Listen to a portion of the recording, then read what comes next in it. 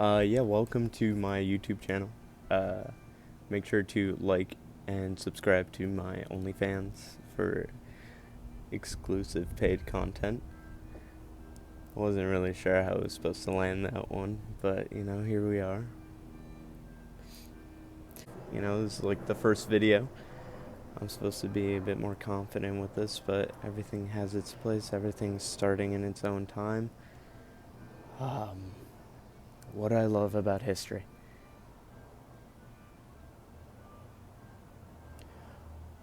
I think voice is what comes into play. Voice and space um, working together as kind of like the both, and this might be kind of contradicting, but like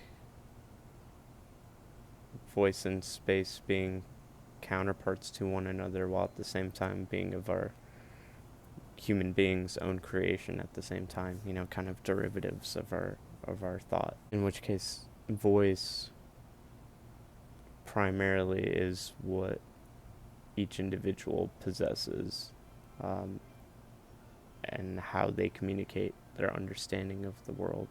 And that doesn't necessarily mean that they're communicating to other people, but also through their experiences, how they understand themselves, how they understand the environment around them, and their interaction with space, which brings in the second factor.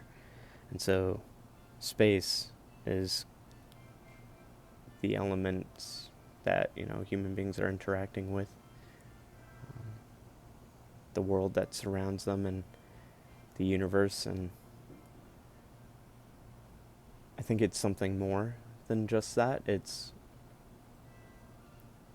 something that might be entirely imagined by one person, but can be so very real for them. And their voice helps them determine that, bring it to fruition, bring some life to that space that cannot be necessarily imagined by another person, at least not right away. And that's what makes up history. History is just this combination of the two, where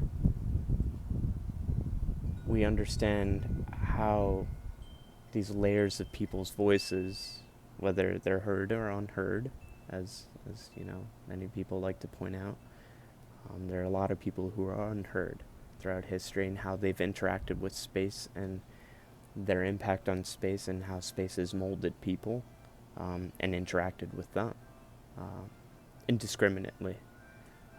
And that's the beauty of space in itself.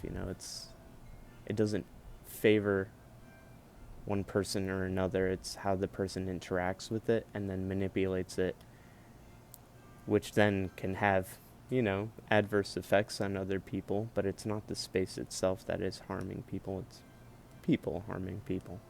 And it works for the good as well, however you define good, and manipulate space for others. You could build a dam, and that might create a water reservoir for the people that are upriver, but it might also displace people at the same time. In the construction of the dam, people who are downstream who aren't able to access that water.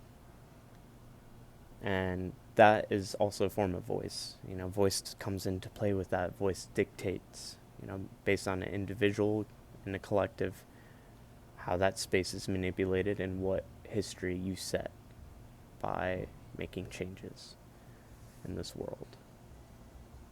And so that's what I love about history, is being able to understand that more and more, but also learning that once you've understood more and more, you'll never know enough. And that's okay, and you're not supposed to, and you're not supposed to understand everything, and you're not supposed to learn everything, and you're not even supposed to learn what's enough, what qualifies as enough. You're just supposed to learn and take what you can and try to, transplant your understandings to the present. A lot of people love to say that history repeats itself. History doesn't repeat itself. History isn't. It's a disrespect to the people who are experiencing the present, and would be future to say that history repeats itself. It's a disrespect to people who are enduring varying conditions, who are enduring different people oppressing them or providing benefits to them.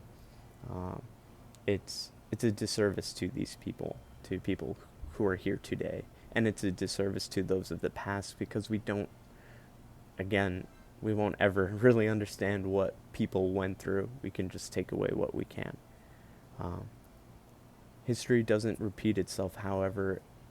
That doesn't mean that the behaviors of people aren't recurring, or that there aren't patterns to be traced throughout history based on human behavior and our interaction with space, and how we have formulated our voice and used our voice. I would agree that there are recurring behaviors in space and voice and how they're used. And that's what we need to, we need to identify markers for these recurring patterns. And we have, that's the point of also being a historian, I think, is to trace these patterns. There's no point in studying just a period and knowing it extensively if you're not going to try to draw further connections. Nothing is truly isolated. Any philosopher will tell you that. Any historian, anthropologist, sociologist, anyone in social sciences, any person in general who cares about academia at this point. And that's also another thing that I love about history, is that, it's really my personal outlook. What I love about my personal outlook on history is that it's not held by these people in the ivory tower. And, it takes someone like me who's gone through that process in academia to say that, of course. So, you can point the fingers right back at me very easily. But, yeah, history is not held by one person. It's not dictated by one person, whether you believe it or not. History is written by the victor, sure. But does that mean that it eliminates your capabilities to learn, to explore, to want to figure out if what people say, holds relevance or holds weight against your own arguments or your own thoughts? No. And your pursuit is not withheld from anyone. And that's what I love about history. Because, one, it's time to tear down the old boys club. To put it lightly, F them, F that. That's not what I believe in, and that's not why I'm making this video. Fuck that. Honestly. There's no point to it. There's no point to the old boys club. There's no point to believing that history is boring and that it should always be shunned. It's the beauty of history is that you can learn and you can keep learning, and you can take breaks from it whenever you want. You can continue to learn, but you can continue to understand people and why people use their voice in a particular way, why people create space, why people interact with space. What is it that voice and space have in terms of carrying that weight, in societies, in groups, among individuals, in the private, in the public, whatever realm, That is history. Another thing that I love about history is what I've already said kind of before, is it's not boring. The easiest way, besides, repressing it amongst people, I guess it's a form of repression, but the easiest way to essentially dispel any further investigation of any topic or area of study is to make it boring, to design it to be boring, so that people don't take an interest. That's how you make sure you control a group of people or a society. You just make something boring. It's a lot easier to make something boring than to withhold it from someone. If you withhold it from someone, they're gonna want to get it. A good story is like, the Duke who decided to plant a bunch of potatoes, in his garden behind a 15-20 foot wall. everyone was interested in seeing what's behind the wall. And one guy, he was able to get over the wall, break in, and he saw there were potatoes, and he thought these must be special potatoes because they were held behind the wall. So he grabbed the potatoes, brought them back, and he starts, pretty much growing these potatoes because he thinks they're special. He splits them in half and he plants them, and he's like, these are the Duke's potatoes. Clearly, there's some special properties to them that, or I mean, they're not saying that, but they're gonna value those more. And so he plants them. They're just normal potatoes. They're regular potatoes, but the fact that they're hidden behind a wall is what made them so special. That's the aura, that's the symbolism, blah blah blah.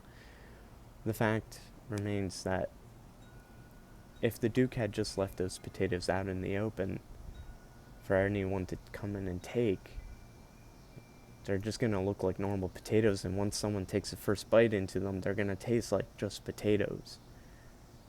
You leave them out in the open, they're just boring old potatoes, and that's what history has been treated, how it's been treated, at least in the United States, in our public education system.